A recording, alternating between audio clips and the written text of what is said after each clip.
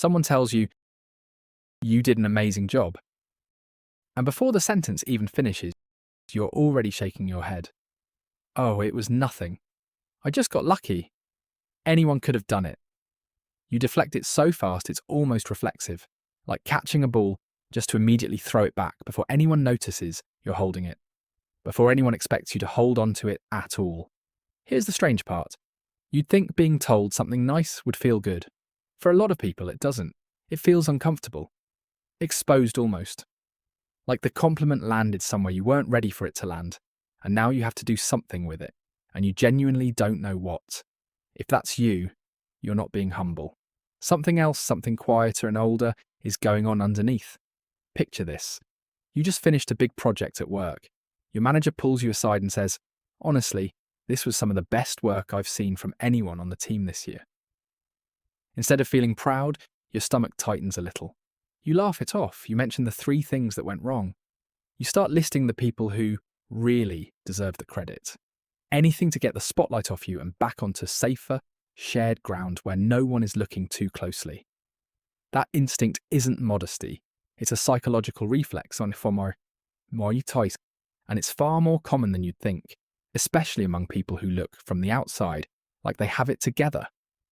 A study published in the Journal of Personality and Social Psychology found that people with lower self-esteem often feel worse, not better, after receiving a compliment because the praise clashes directly with the internal story they already believe about themselves.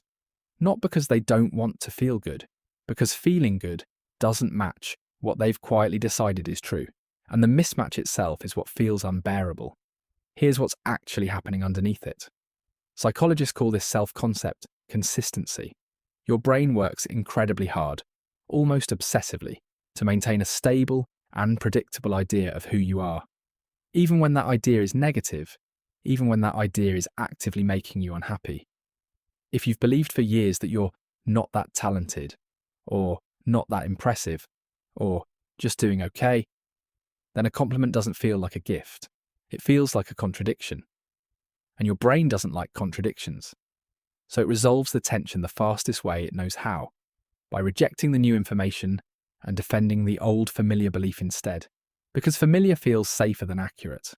It's not that you think you're bad at what you do, it's that some part of you has quietly built an entire identity around being unremarkable, and being told otherwise threatens the whole structure holding that identity up. Take away, "I'm just average," and what's left underneath it? For a lot of people, that question is scarier than staying small. But wait, it gets more layered than that. For a lot of people, this pattern doesn't come from nowhere. It often traces back to childhood environments where affection or approval felt conditional, where attention showed up only when you performed, achieved, or behaved a certain way. In those environments, kids learn early that being seen too much comes with risk.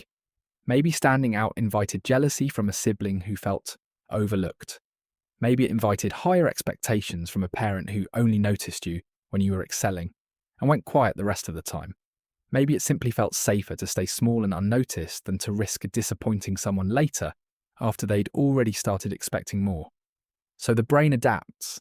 It starts treating praise the way it would treat a spotlight in a room you'd rather blend into. Compliments stop feeling like recognition and start feeling like exposure. Like now people are watching. Now there's pressure to keep performing at this level. Now there's something new to live up to and something new to lose. The compliment isn't a reward anymore. It's a bill that's going to come due later. That's the part nobody tells you. Deflecting compliments often isn't about false modesty at all. It's about safety. If you never fully accept that you're good at something, you never have to worry about losing that identity later. You never have to face the fear of, what if I can't do this again? It's a strange, quiet kind of self-protection. Staying small on purpose so you never have far to fall. So failure can never surprise you. There's another layer too, and it's subtle. Some people don't just deflect compliments. They actively feel suspicious of them. A quiet voice asks, "What do they want from me?" Or, "Are they just being polite?"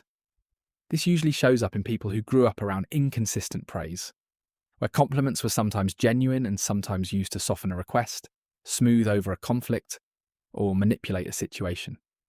When you can't trust the compliment, you can't relax into it. So you brace instead, treating kindness like it might have a catch hidden somewhere inside it. Here's the part that tends to surprise people the most. Constantly rejecting compliments doesn't just affect how you feel in the moment. It slowly reinforces the very belief you're trying to protect yourself from. Every time you say, "it was nothing," after doing something genuinely impressive, you're not being neutral. You're casting a vote for the story that says you're not that capable, not that worthy, not that impressive. Over time, those small, repeated votes add up into a deeply held belief, one that becomes harder to unlearn precisely because you keep feeding it. Day after day, compliment after compliment, deflection after deflection. It becomes a loop. You don't feel worthy of praise, so you deflect it. Deflecting it reinforces the belief that you're not worthy. And the belief makes the next compliment feel even less believable than the last one did. Around and around, tightening slightly every time. So what actually breaks the loop? It's not about forcing yourself to feel amazing every time someone says something nice. That's not realistic, and it's not even the goal, and chasing it usually backfires. The shift starts somewhere much smaller, in simply letting the compliment exist without correcting it. Not agreeing enthusiastically. Not performing gratitude you don't feel, just not arguing. A simple thank you, instead of a list of reasons why they're wrong about you. That tiny pause is doing more than it looks like. It's a small signal to your nervous system that says, this is allowed to be true. I am allowed to be good at something. I am allowed to be seen clearly without immediately shrinking back down to a size that feels safer. It won't feel natural at first. It might even feel physically uncomfortable. In the same way stretching a muscle you haven't used in years feels uncomfortable. That discomfort isn't a sign you're doing something wrong. It's a sign the old identity is loosening its grip, even just slightly, for maybe the first time in a long time. And there's something else worth naming here. The people who struggle most with accepting compliments are often the same people who are quick to give them to others. They notice effort in everyone else. They celebrate other people's wins loudly and easily. It's only when the attention turns back toward them that something closes up. That's not a coincidence. It's often easier to believe good things about someone else than to believe them about yourself, because someone else's identity was never built on staying invisible. There's one more scenario worth sitting with. Think about the last time you shared an achievement out loud instead of quietly, and the responses came back warm and encouraging. Did you actually sit with it? Or did you scroll past your own good news within seconds, already moving on, already uncomfortable with how it felt to be seen enjoying your own win?